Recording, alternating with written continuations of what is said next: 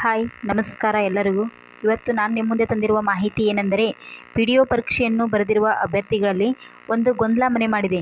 ಏನಂದ್ರೆ KPSC ಅವರು ಇನ್ನೂ ಕೀ ಆನ್ಸರೇ ರಿಲೀಸ್ ಮಾಡಿಲ್ಲ. ಆದರೆ ಪಿ ಡಿ ಒ ಲಿಸ್ಟ್ ಯಾವಾಗ ಬರ್ಬೋದು ಅನ್ನೋ ಕನ್ಫ್ಯೂಷನ್ ನಿಮ್ಮಲ್ಲಿ ಐತಿ.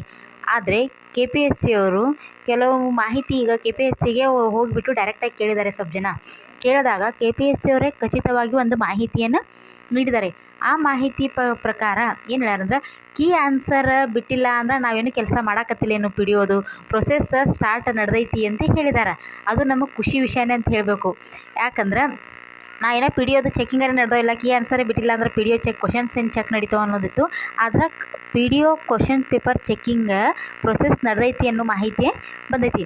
ಆ ಮಾಹಿತಿಯ ಪ್ರಕಾರ ಏನು ಹೇಳಿದ್ದಾರೆ ಅಂದ್ರೆ KPSC ಅವರು ಜನವರಿ ಕೊನೆಯ ವಾರ ಅಂದ್ರೆ ಲಾಸ್ಟ್ ವೀಕ್, ಇದೇ ಜನವರಿ ತಿಂಗಳು ಲಾಸ್ಟ್ ವೀಕ್ದಲ್ಲಿ key answer plus merit list ಎರಡೂ ಬಿಡ್ತೇವೆ. ಜನವರಿ 25ನೇ ತಾರೀಕಿನಷ್ಟು ಅಂತಷ್ಟರೊಳಗೆ ಎಲ್ಲ ಚೆಕಿಂಗು ಕಂಪ್ಲೀಟ್ ಆಗುತ್ತಾ. ಲಾಸ್ಟ್ ವೀಕಲ್ಲಿ ನಾವು ಮೆರಿಟ್ ಲಿಸ್ಟು ಆಮೇಲೆ ಕೀ ಆನ್ಸರು ಎರಡೂ ಒಟ್ಟಿಗೆ ಬಿಡ್ತೇವೆ ಅನ್ನೋ ಮಾಹಿತಿಯನ್ನು ಕೆಲವು ಇದಕ್ಕೆ ಬಿಟ್ಟಿದ್ದಾರೆ KPSC ಅವರು. ಅದು ಒಂದು ನಮಗೆ ಖುಷಿ ವಿಚಾರ ಅಂತಲೇ ಹೇಳಬೇಕು. ಕಾದು ನೋಡೋಣ. ಇನ್ನೊಂದು ನೆಕ್ಸ್ಟ್ ವೀಕಲ್ಲ, ಕಾದು ನೋಡೋಣ ಬಂದರೆ ಅಂತೂ ತುಂಬ ಸಂತೋಷ. ಯಾಕಂದ್ರೆ ನಾವು ಎಕ್ಸಾಮ್ ಬರ್ದೇವು, ಅದಕ್ಕೋಸ್ಕರನೇ ಕಾಯ್ತಾ ಇದ್ದೆವು. ಅದರ ಒಂದು ಮಾಹಿತಿ ಪ್ರಕಾರ ಪಿ ಡಿ ಒ ಲಿಸ್ಟ್ ಬಿಡ್ತಾರ ಅನ್ನೋದೈತಿ. ನೋಡೋಣ, ಅಲ್ಲಿವರೆಗೂ ಕೊನೆವರೆಗೂ ವೇಟ್ ಮಾಡೋಣ.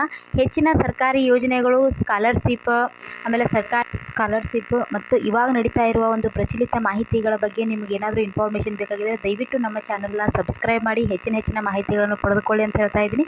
Thanks for watching.